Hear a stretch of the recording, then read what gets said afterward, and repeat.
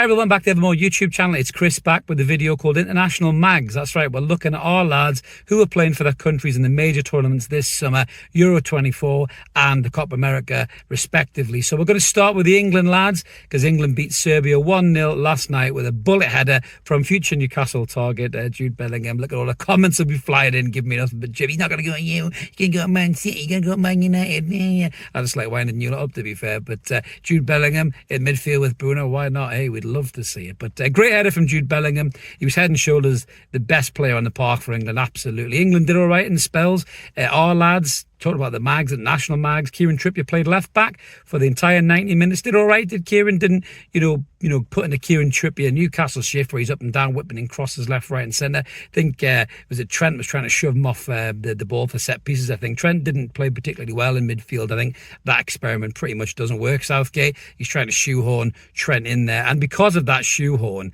he ended up pushing Phil Foden out to the left wing, and he just wasn't really effective at all, really. And one of our other international mags, Anthony Gordon, very unlucky to get 0 game time in that game against Serbia. Even though England won, I just felt the game was crying out for Anthony Gordon's pace to stretch Serbia, getting behind him and just cause them all kinds of trouble. I think England would have won that game more comfortably if Anthony Gordon had got on the pitch. I'm not just saying that because I'm a Newcastle fan. I think it's pretty obvious that England were missing some kind of drive, some kind of spark, and I think that Gordon could give it. I mean, Jared Bowen did it on the other side when he come in. Great cross in for Harry Kane, who obviously smashed the header off the bar. But yeah, I think he's unlucky not to have got any game time, Gordon, but maybe he could feature in the next game for England, which is Denmark up on Thursday, I think it is the 20th. So maybe Gordon can get a start in that game, because I think Foden maybe moving back into midfield and Trent Alexander just dropped, I think really would probably be the better option.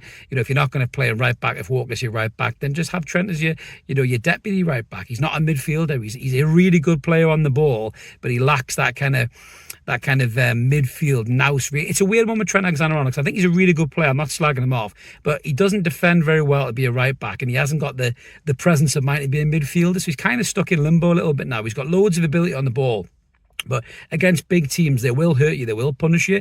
I mean, with all due respect to Serbia, the front three, in Vlahovic, who looked dangerous at parts, lovely twist and turn and strike. I think we've been linked in before in the past. What a player he is. Mitrovic was quiet, very quiet for him anyway. And Milenkovic-Savic as well is a very talented player. Outside of that, the Serbian midfield isn't particularly great.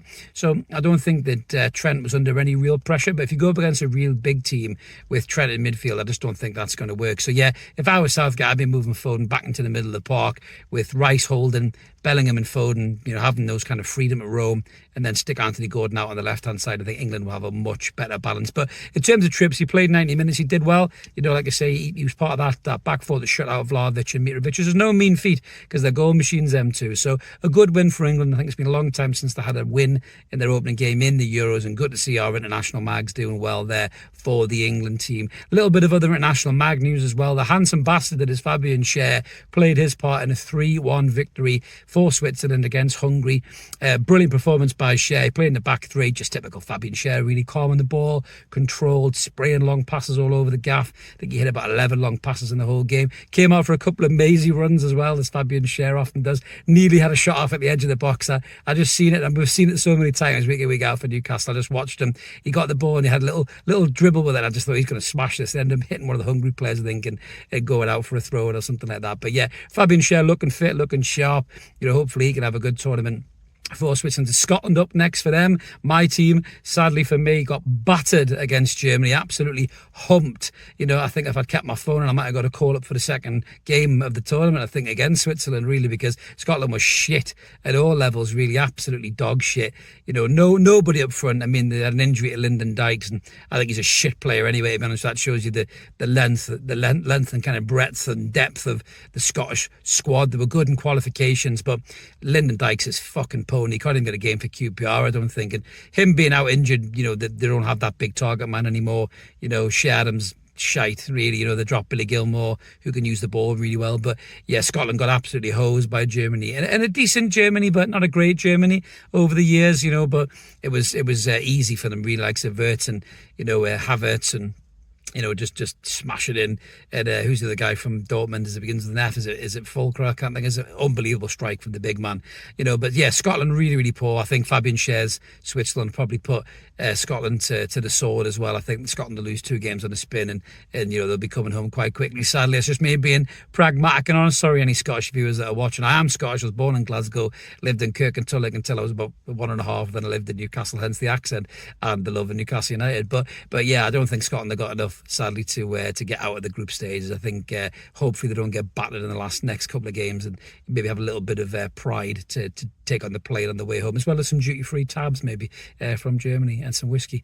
But yeah, so that's the international mags in terms of who's performed already. As I'm recording this, Martin Dubravka is going to be in goal for Slovakia against Belgium, most likely. And even though Dubravka, in his own words, doesn't care anymore about Newcastle United, we still care about you, Martin. You're still a Newcastle player. But it looks very much like Dubravka is on his way out. Loads of links to James Trafford.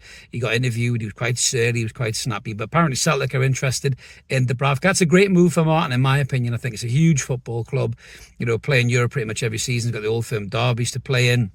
And I think it's a great club to have on your CV as well. So if I was Martin Dubravka, I would run to Glasgow if I was him, because that's a great next move for him in his career. Not even that far up the road in terms of Newcastle as well. So in terms of moving and up in sticks, if he lives in Northumberland, even Christ, he might even have to go very far afield, really. But yeah, so that's us done for the international mags roundup, guys. We will be back with the next round of games in Euro 2024, and we'll be keeping an eye on the lads in the Copa America, like Bruno for Brazil and Miguel Almiron for Paraguay as well. So yeah, just keep it ever more, guys. Make sure you keep checking the channel out. We're going to give you some content over the summer. We've got Rumour Has It videos. We've got the international mags that we're going to keep doing as well. Any reaction videos, any rants, any thoughts of the day, just keep it ever more. Smash that button. Would love you to get us to 8,000 subs before the season starts. We'd absolutely love it, as Kevin Keegan would say. We're really close. We're only about 160 off now, I think, which is amazing. So smash that button if you haven't, guys. Recommend us to family and friends. We are hopefully carving ourselves a nice little path here in the Newcastle United fan media content. It's very saturated, so it's nice to be able to get a nice little number of followers like we have done, and we really appreciate all the love you guys give us in the comments. Let us know what you think about everything I've just said about the international mags, whether you agree or disagree. We always like to hear from you. Drop a comment and we'll do our best to reply to you. We don't ignore you like some others do. That's not what we do here. If you want to talk to us about football, we'll talk back to you, because you took the time, so we'll take the time as well. But that's us done for this international mags. Like the video, help the channel grow, have a crack at it. Enjoy the tournaments this summer, guys, and Newcastle will be back soon enough, hopefully, to finish top 4 next season. Have a belter. We'll see you later. Cheers.